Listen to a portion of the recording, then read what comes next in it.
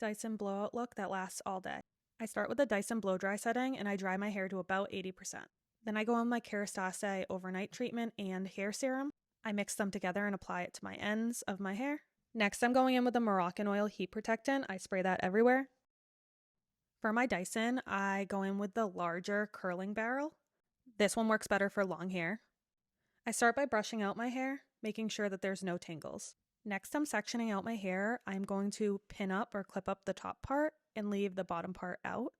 For my hair, I like to split it into 3 different sections when curling.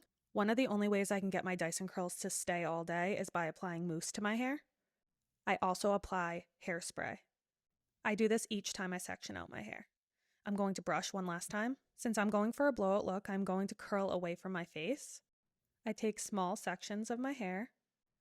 Then I start to feed the bottom of my hair into the Dyson and make sure I have tension on it at all times. Then I curl up. I have the Dyson IQ, so in my app, I put in my hair type. The app generates the perfect amount of time for heat and cool blast.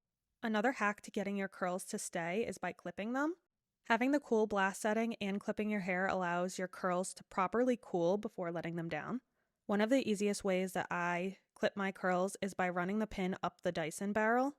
Be careful not to scratch your Dyson barrel while doing this. Since I'm doing the other side, I did turn the barrel outward again, curling away from my face. I make sure that each section I'm doing is brushed out nice. Also, if you have long hair like me, it's kind of important that you do smaller sections. Here I go again, wrapping my hair around the barrel, making sure that there's tension applied. To check for tension, I like to slightly pull my Dyson away from my hair as it's curling.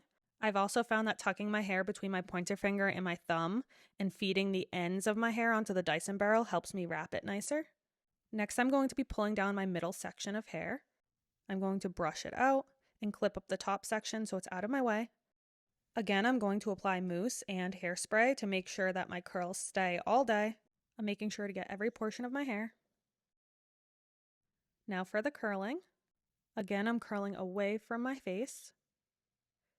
Another trick I like to do is check to feel the temperature of my hair before I pin it up. Normally you can hear when the Dyson changes to the cold blast, but I like to feel to make sure that my hair is indeed room temperature before I pull it off the barrel.